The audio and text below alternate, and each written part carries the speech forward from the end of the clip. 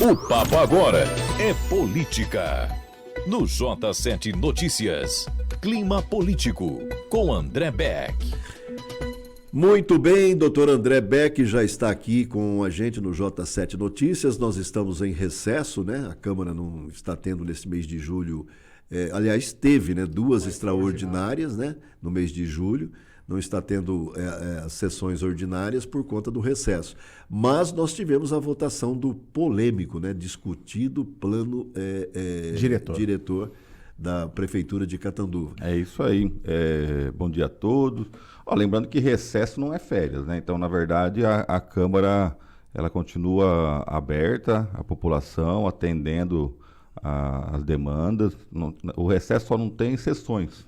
Então, ordinárias, no caso, né? A gente teve na sexta-feira 2 sessões extraordinárias. Então, o munícipe que sentir assim, que precisa de alguma coisa, de algum suporte dos vereadores, pode continuar procurando a Câmara, porque ela está aberta, está atendendo a população normalmente. Os vereadores estão dando expediente normalmente também. E aí, realmente, houve essa sexta-feira, foi uma sexta-feira quente, né? No caso, né? Ferveu a sexta-feira, porque houve essa divergência com o Ministério Público, com a promotoria. A gente acabou não falando naquela oportunidade, porque a gente estava até com a questão da Covid, aquela coisa toda, né, Marcão? Que você estava dodói, né? Mas agora, graças a Deus, recuperou 100%, né? E na sexta-feira, realmente, a sessão, inclusive, eu cheguei a conversar com alguns vereadores, eles até o momento da sessão, eles não sabiam se a sessão iria ocorrer, se ela seria interrompida no meio. Então, realmente gerou uma instabilidade muito grande. Isso, né? Por conta da liminar conseguida pelo Ministério Público. Não, né? pleiteada, né? Não pleiteada. Foi conseguida. Ele pediu uma liminar, né? A juíza, inclusive, deixar bem claro, né? Ela não cassou, então. Ela não concedeu a liminar. Não concedeu. O que acontece?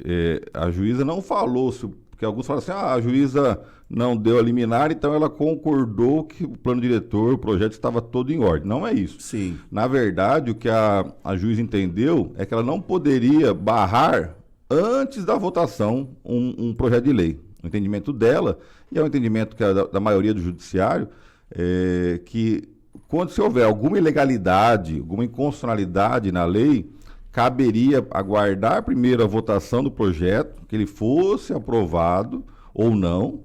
E se aprovado, aí o procurador do Estado, a Procuradoria do Estado, que poderia entrar com uma ação judicial de inconstitucionalidade, como é feito já, e já aconteceu em várias ações aqui na Câmara de Catanduva, de leis que foram julgadas inconstitucionais, porque o procurador do Estado entrou com uma ação e julgou inconstitucional. Então, isso a gente entende que agora deve ser encaminhado isso para a Procuradoria, e eles vão verificar se a lei que foi aprovada pelos vereadores e sancionada, né, pelo prefeito municipal, se ela vai ter alguma inconstitucionalidade, alguma ilegalidade ou não, né?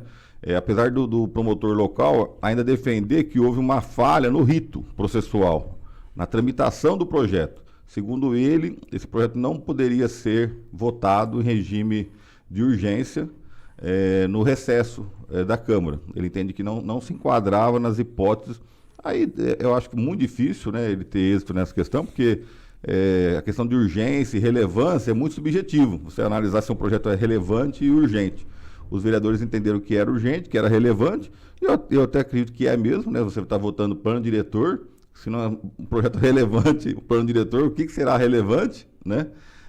Segundo o prefeito e os vereadores, muitos investimentos estão pendentes na cidade.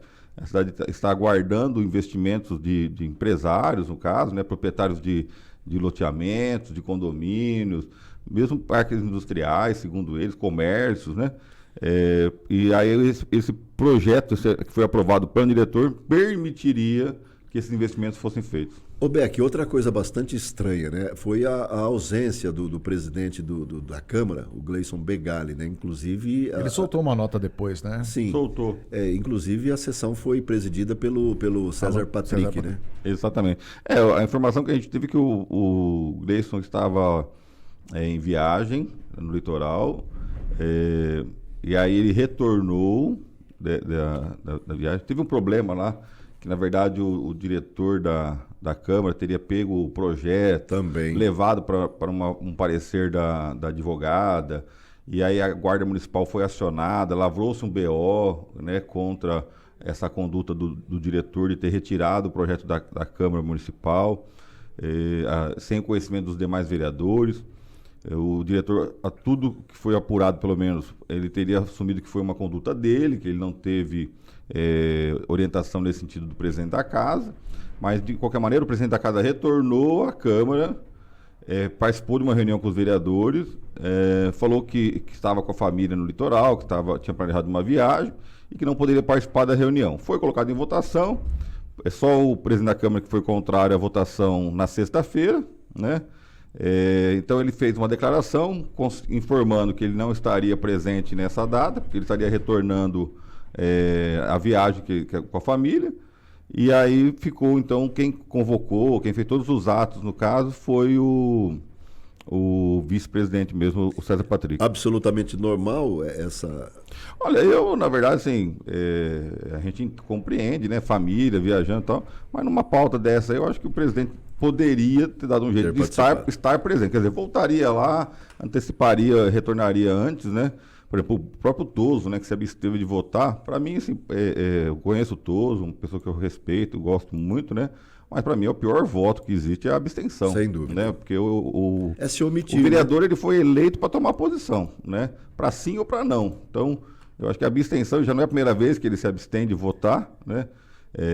Então, por isso que eu acho assim, e a ausência do presidente, mais ainda mais que ele estava no litoral paulista, quer dizer, não era uma coisa que estava fora do país ou em outro estado, né? Tanto é que na terça-feira ele esteve aqui na Câmara Municipal. Então, nesse aspecto, eu achei que foi um erro, mas cada um leva o seu mandato do jeito que acha que é melhor, convém.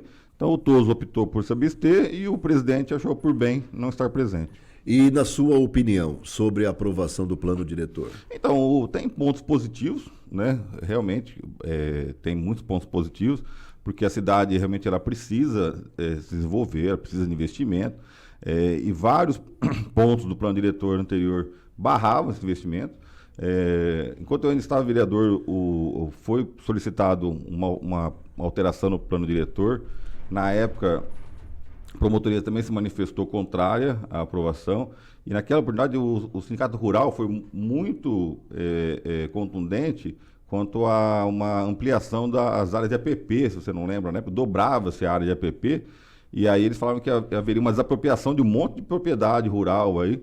Então a gente tinha imposto vertical, tinha várias coisas naquele projeto que eram polêmicas, né? E aí foram adiadas para essa atual. Nessa atual também existem outros pontos polêmicos que a sociedade acabou não discutindo com mais profundidade, né? Você pegava, vamos supor, projeto de interesse social. A maioria das cidades são 3 salários mínimos de renda familiar. No nosso projeto que foi aprovado, passa para 6. Então, uma família que seria beneficiária por um projeto de interesse social, que é pobre na acepção da palavra, né? Teria uma renda familiar de R$ 7.200. É muito, muito alto. É muito alto. Então, isso com certeza é feito para beneficiar empresas que vão fazer loteamentos, no caso, e podem jogar mais pessoas para dentro daquele projeto qualificado como interesse social, que para mim não são pessoas que estariam na prioridade do poder público, né?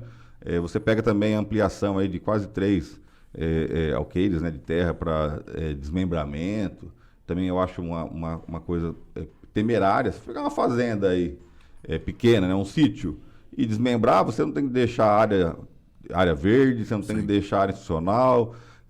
Então tem várias medidas que foram realizadas olhando muito para o lado do empreendedor, né? O que é legítimo porque você vai estimular o cara a fazer o empreendimento. Por outro lado, isso pode depois ter um preço caro para a sociedade como um todo. Você pega o Nova Catanduva, que é um exemplo citado recorrentemente, né? Que você teve lá um benefício importantíssimo para famílias ali que viviam de aluguel, que precisavam sair do aluguel, e estão ali agora numa casa própria, pagando uma mensalidade baixa, né?